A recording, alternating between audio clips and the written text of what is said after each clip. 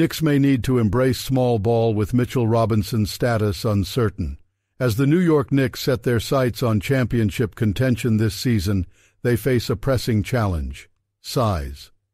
The team is notably undersized, having missed out on acquiring big men like Walker Kessler from the Utah Jazz this offseason. With Isaiah Hartenstein now with the Oklahoma City Thunder and Mitchell Robinson's return still uncertain due to injury, the Knicks may have no choice but to lean into small ball lineups. Currently, the Knicks roster is short on experienced big men. Jericho Sims is the only other center apart from Robinson, and his experience is quite limited. Given this, the team must explore unconventional options for playing at the center position. Here are some potential candidates who could step up and help the Knicks navigate the challenges of playing small ball. 1. Precious Achiuwa, the obvious choice. Precious Achiuwa emerges as the most logical candidate to assume the small ball center role. At 6'8", he fits the mold of a small ball center and has valuable experience playing the position in the NBA. Last season, Achiuwa proved to be more than just a temporary fill-in for the Knicks. In 18 games as the starting center, he averaged 12.5 points, 9.5 rebounds, and 1.8 blocks per game. Solid numbers for a player still finding his footing in the league after stints with the Miami Heat and Toronto Raptors. Achiuwa's impact extended into the 2024 NBA playoffs as well. With Robinson sidelined due to another ankle injury, Achiuwa stepped up, particularly in the Eastern Conference semifinals against the Indiana Pacers. As the primary backup, he averaged 6.0 points, 4.4 rebounds, and 1.0 blocks in 22.1 minutes per game. Given Robinson's uncertain status for the season opener, Achiuwa could very well start the season as the Knicks' starting center. 2. Julius Randle, a small ball experiment worth trying. Knicks fans have long clamored for head coach Tom Thibodeau to experiment with Julius Randle at center in a small ball lineup. While Thibodeau has been hesitant to make the move, the circumstances might push him to reconsider. Randle is not the ideal center. He lacks rim protection, but his strength and versatility could make him effective with adequate support from his teammates.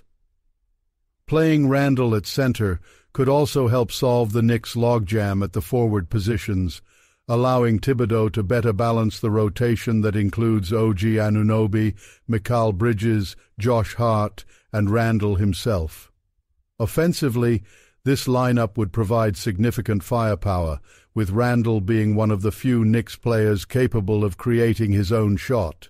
Defensively, playing Randle alongside Anunoby and Bridges would minimize easy drives to the basket, reducing the need for a traditional rim protector. Randle's status for the start of the season is also in question, but reports suggest he should be back on the court for the opener or shortly thereafter. If he's available, he could be a key piece in a versatile, small, ball-oriented rotation. 3. OG Anunoby, an unlikely but intriguing option. While OG Anunoby playing center may seem unconventional, his length, with a 7'2" wingspan, and mobility make him a viable defender against smaller or less dominant bigs. Against formidable centers like Joel Embiid or Nikola Jokic, this strategy would be a mismatch. However, in certain lineups, it could provide enough defensive cover to be effective.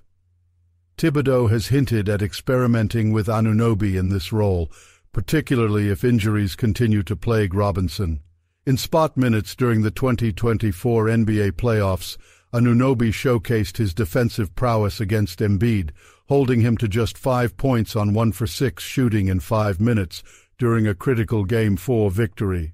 While using Anunoby as a small ball center consistently has its limitations, it could be a situational strategy worth exploring. Looking ahead, embracing a bend-but-don't-break mentality. The Knicks are entering the 2024-25 season in a strong position, but must tread carefully with Mitchell Robinson's recovery.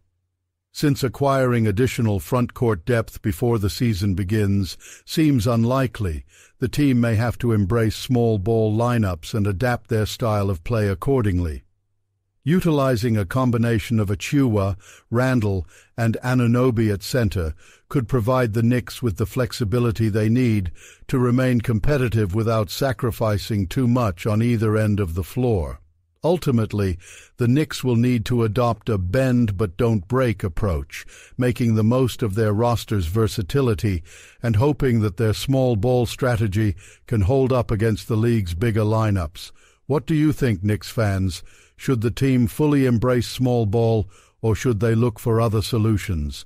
Drop your thoughts in the comments.